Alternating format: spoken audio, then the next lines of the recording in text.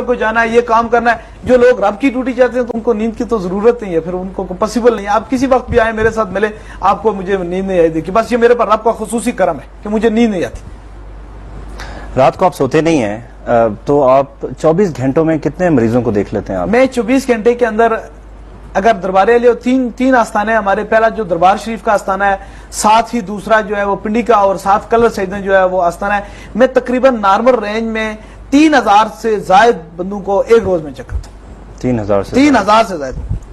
اچھا چلے، ہم نے مریضوں کی بات کی تو ہم مزید بیماریوں کے حوالے سے ہم بات چیت کرتے ہیں کہ آپ کیا سمجھتے ہیں کہ اس کی وجوہات کیا ہیں؟ ایک تو سب سے جو ٹاپ آف دا لسٹ بیماری آپ کے نزدیک ہے وہ کون سی ہے اور اس کی وجوہات کیا ہیں؟ دیکھیں، میں نے ایسے بہت سے مریضوں کو چیک کیا ہے کہ جو لوگ ڈاکٹروں سے ساری چیزوں سے علاج ہو کے مریض جاتے ہیں.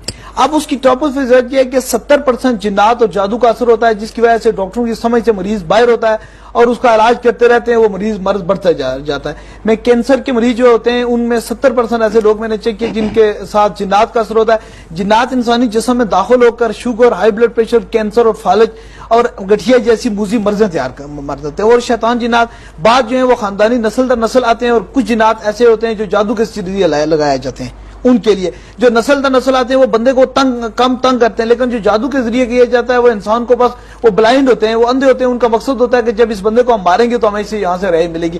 اس لیے بڑی تعداد میں اللہ تعالیٰ کے کرم سے جو کینسر، ہیپیٹائٹس سی، ہائی بلڈ پریشر یا فالج کے مریض ہیں وہ بڑی جلدی اور بڑی تعداد میں انشاءاللہ تعالیٰ رب تعالیٰ نے وہاں سے شفا دی ہے، کیونکہ ان کا ہم کام مکمل طور پہ جانتے ہیں. تو یہ جو بیماریوں کا ہم ذکر کر رہے ہیں اس میں صرف ایک ہی وجہ ہے کہ اس میں جنات اور جادو ہوتا ہے؟ دیکھیں، مثال کے طور پر ایک ہی وجہ نہیں ہو سکتی، میڈیکل پرابلم ہو سکتی ہے، ایک ہی وجہ نہیں ہو سکتی اس کے اندر.